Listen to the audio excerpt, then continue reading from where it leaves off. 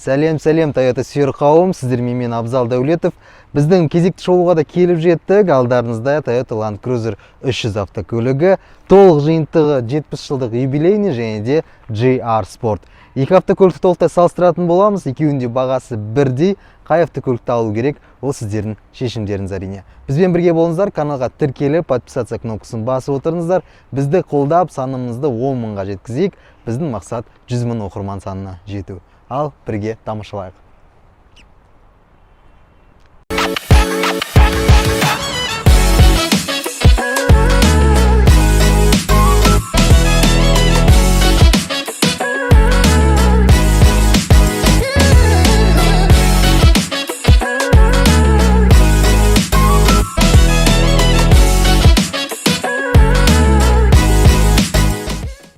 Достар, бір модельдің екі автокөлігін салыстыру ойға қонбайтын жағдай еді, бірақ Toyota оның бәрін жоққа шығарды. Алдарыңыздағы GR Sport жиынтығы бұл таза ауыл немесе облыс әкімдеріне арналған автокөлік сияқты. Ал мына премиум толық жиынтығы 70 жылдық юбилейді. Бұл автокөлік таза қалаға арналғанын байқап тұрмыз. Өйткені алдыңғы бампері жерге дейін орналасқан және де бұның клиренсі 210 мм болса, GR Sport'ың артыңғы мосттағы биік клиренсі 230 мм. Тағы да бір ерекшелігі GR Sport'та төменгі бампер жағы қара түске боялған. Бұл дегеніміз және де биік орналасқан. Бұл жол тағылмайтын жерлермен жүрген кезде алдыңғы бамперді іліп алмас үшін. Тұманға қарсы жарықшамы тек қана біреу ғана болса, ал премиум жиынтығында оңға және солға бұрылған кезде қосалқы жарықшамы жанатынын байқап тұрмыз.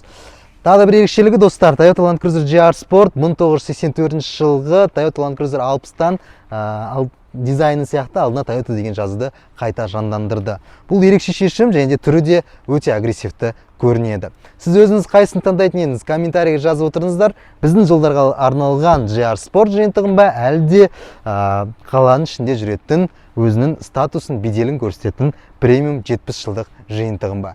Сіздерден комментарий күтетін боламыз. Біздің премиум жиынтықта 20 дюймді дисктер орнатылған. Бұл жерде размері 265-55 R20 дюймді дөңгелек және де 6 болтпен қатырылған. Ал GR Sport'та 18 дюймгі дискті байқап тұрмыз. Yokohama резинасымен 265-55 R18 дюймді дөңгелегін байқап тұрмыз. Бұл жерде де 6 болтпен толықтай қатырылған. Бұл автокөліктің екеуінің ерекшелігі, мысалы премиум жиынтығында барлығы қаланың ішіне жүруге арналған болса, ал GR Sport'та 2D системасы орнатылған, яғни ол сіздің жолсыз жермен жүрген кезде көмектесетін арнайы бір система. Ал достар, 2D системасы арқылы толығырақ айтып өтейік. Toyota Land Cruiser 200-ден қарағанда 300 GR Sport'та 2D системасы жаңартылды. Бұл жерде өздеріңіз көріп отырғандай көрсетіліп тұр, яғни система қалай жұмыс жасайды. Егер де оны қосып қойған, өшіріп қойған кезде автокөліктің теңселіп, шайқалып жүреді. Ал егер де сіз оны қосып қойған жағдайда автокөлікті кез келген шұңқырда өзін түзу ұстауға жұмыс жасап тұратын болады. Бұл кәдімгі стабилизатор, бірақ электронды түрде төрт дөңгелегіне қосылған. Таудан түскен кезде бұл өте жақсы көмектеседі, өйткені автокөліктің кез келген дөңгелегі ауада қалып қалмау керек. Мына жерде Toyota Land Cruiser 200 бен 300 GR Sport'ың 2D системасы салыстырылған. 300 GR Sport'та 2D системасы жаңартылған. Ал Toyota 200-де ескіргенде өздеріңіз көріп тұрғандай автокөліктің дөңгелегі ауада қалып қалды. Бұл соған толықтай жауап береді. Тағы да мысалы жаман жолда жүрген кезде 2D системасын көрсетіліп тұр наглядно. 200-де ол ескіргендіктен автокөлік жаман жолмен жүрген кезде ішіне барлығына сезіліп отырады. Ал 300 GR Sport'та ондай жолда сіз сезінбейсіз. Достар, Land Cruiser'ге 70 жыл болды бұл автокөлікке. Өздеріңіз байқап тұрғандай премиум жиынтығында біз артындағы бамперінде хром детальдарын көріп тұрсақ, ал біздегі GR Sport'та хром детальдары жоқ, нағыз жолсыз жерлерге арналған көлік болып саналады. Тағы да бір байқайтын ерекшелік, Land Cruiser жазуы антихромдалған, ал Land Cruiser премиум жиынтығында хроммен көрсетілген. Автокөліктің достары интерьеріне келетін болсақ, премиум жиынтық пен GR Sport'ың екеуінің арасындағы разницасына келейік. Бұл жерде рулінде GR деген логотипті байқап тұрмыз, және де алдыңғы орындықтардың бас қойғыштарында GR деген логотипті өздеріңіз байқап тұрсыздар.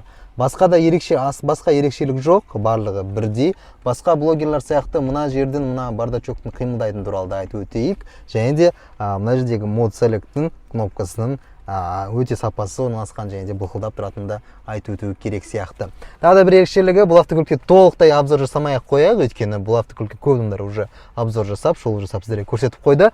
Бірақ шынымен-ақ достар, өзіміз сол адамдардың шолуын көріп тексеріп жатырмыз. Мына есіктің қабы қозғалып тұрады, қолмен ақ жұлып алуға да болады екен. Тағы да бір ерекшелігі, мысалы сіз автокөліктің есігін терезесін ашатын болсаңыз, жапқан кезде есіктің дверной картасы қимылдап тұрады. 70 миллиондық автокөлікке осындай минустары болу керек па? Соны өзіңіз комментарийге жазып отырыңыздар. Біз ары қарай жалғастырамыз. Ал біз енді қазір премиум жиынтығының салонында отырмыз.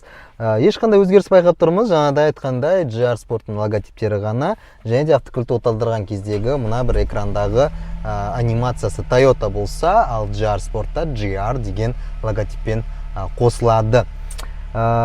Көлік 2021 жылғы достар. Автонарық қазіргі таңда қарқынды дамып жатыр. Мына бір дизайнға келсек, SD диск салу ол кімге керек? Әрине, қазір заман өзгерді, дискті ешкім салмайды. Бұрынғыдай барахолканы өтіп бара жатқан кезде автокөлігіңіздің терезесінен сіздерге ешкім әуенмен дисктер ұсынбайды, ондай заманнан өтіп кеттік. Сол үшін мына жердегі дискті алып тастауға да болатын еді. Тағы да маған бір ұнамағаны, автокөліктің батырмаларының барлығы үлкен қылып жасалған. Бұл жерге кішкентай қылып басқа да көп батырма орнатуға да болады ғой. Бірақ бұл автокөлікті алған адам бұндай батырмаларын ешқайсысын қолданбайды. Ол адам бұл автокөлікті тек қана өзінің керегіне айдап жүретін болады. Тағы да бір ерекшелігі, автокөліктің толықтай айналаңызда не болып жатқанын көретін камералар орнатылған. Яғни бір жерге тоқтап қалсаңыз, немесе бір жерде оң жағыңызда бордюрді көру керек болса, мына камераны қоссаңыз, осымен көріп отыра аласыз. Сымсыз қуаттау KIO системасы бойынша сымсыз қуаттау жерін көріп тұрмыз. Телефоныңызды осы жерге қоя салуға болады. Бірақ осы жерге ғана қоюға болады, басқа жерге телефонын қыстыра алмайсыз. Тағы да бір ерекшелігі, автокөлікте саусақтардың батырмасын жадын сақтап алатын старт-стоп кнопкасында орнатылған. Ол тек қана 5 адамға ғана болады. 5 адам өзіңіздің қолыңыздағы отпечаткаңызды сақтап қойсаңыз болады. Тағы не айтамыз, бұл жерде тұрақ кнопкасын көріп тұрмыз, және де Crowd Control, Drive Mode, неше түрлі жолдармен жүру Mode Select батырмасын көріп тұрмыз. Маған бір ұнағаны, мына бір бардачокты Mercedes-тегі сияқты ортасын басып екі жаққа ашылмайды. Бұл егерде сіздің оң жағыңыздағы жолаушы ашу керек болса, холодильникке, онда оң жағынан өзі ашуға болады. Ал егер сізге ашу керек болса, өзіңіз мына жағындағы батырмасын асып, өз жағыңыздан ашсаңыз болады. Ал егер артта отырған адамдар мына жерде холодильниктен сусын ағысы келсе, арты жағындағы батырмасын басып, сіздің мазаңызды алмай аша алады. Премиум жиынтығының артқы салонына да келіп жеттік. Бұл жерде не байқап тұрмыз? Мынандай бір экран қойылған. Бірақ заман қазір өзгерді. Бұндай экрандардың керегі де жоқ, өйткені барлығымызда смартфон болса жеткілікті.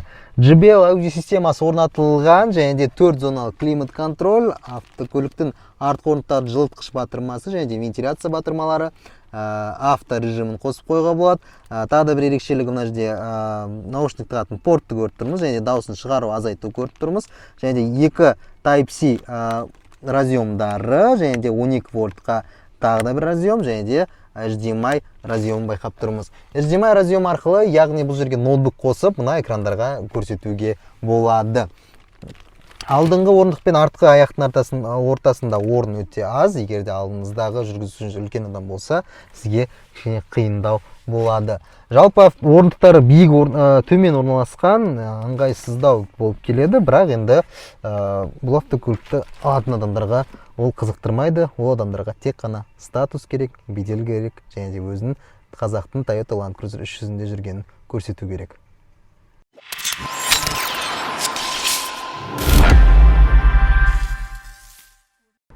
Ал біз енді GR Sport'ың артқы орындықтарында келіп жеттік. Экранды алып тастапты. Әрине, ондай экран керек емес. Егерде сіз жол талғамайтын жермен жүретін болсаңыз, мына автокөлікпен ондай экранның керек де жоқ. Не байқап тұрмыз? 4 зоналы климат контроль, ол туралы толықтай айтпай-ақ та қояйық. Ешқандай өзгеріс жоқ, тек қана экрандарын алып тастағаны болмаса, басқасының барлығы бірдей. JBL аудио системасы, және де жарық шамдарын байқап тұрмыз, 2 зоналы. Артында әрине 7-ші орындықтары жоқ, бірақ үлкендігі өте үлкен. Тағы не байқап тұрмыз? 220 вольттық мына жердегі разъемды байқап тұрмыз. Осы жерге бір адамды қолына бір смартфон беріп, және де зарядкасын беріп ол жатқызып қойсаңыз, 10 сағат жүрсеңіз, 10 сағатта осы жерде жата береді. Тағы да не байқап тұрмыз, достар? Бұл премиум жиынтығының артқы багаж салатын аймағы. Екеуінкі де бірдей, ешқандай өзгеріс жоқ. GR Sport тура осындай үлкендік, және де артыңғы орындықтар жатқызып, одан да көп заттар салуға да болады. Мына жердегі бір батырмалы түймемен автокөліктің артқы багаж қақпасын жабуға болады.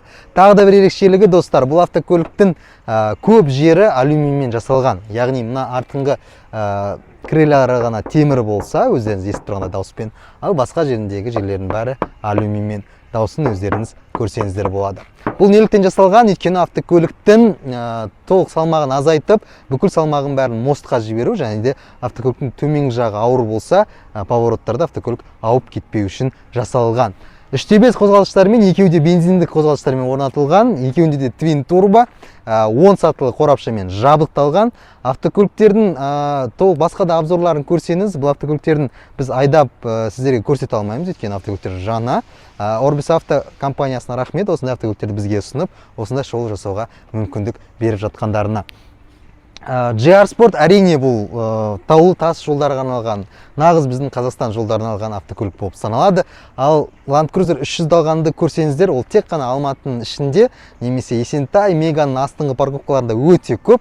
Бұл автокөлік 3/5 қозғалтқышы болғандықтан налогта да аз төлейсіз. Кезінде 200-дікке налог 300 мың, 400 мың төлеп жүрсек, мынаған бір жылына 120 мың ғана теңге төлейтін боласыздар. Және де бензин жанармай тұтынуы өте азайды, әрине. Егер сіз жолда 11-12 литр жейді 100-ге, ал қала ішінде 14-15-ке дейін максимум жейтін болады. Сіздермен болған мен Абзал Дәулетов. Бұл қысқа ғана шолу болды, екеуін салыстыру. Ойымызда толықтай шолу жасау болған, бірақ оның керек емес екенін түсіндік. Өйткені бұл автокөліктер 2021 жылы уже ұсынылып қойған бізге. Тек қана 2 комплектациясының жиынтығын сіздерге салыстырып көрсеттік. Біздің каналға тіркеліп, подписация кнопкасын басып отырыңыздар, бізді қолдап отырыңыздар. Мақсатымыз 100 мың оқырман санына жеткізу, сол кезде сіздерге бір автокөлік ойнататын боламыз. Сау саламатта болыңыздар. Келесі кездескенше, келесі жолы қандай автокөлікте шоу түсірейік, комментарийге жазып отырыңыздар. Сіздерге жақсы шоулар ұсынатын боламыз.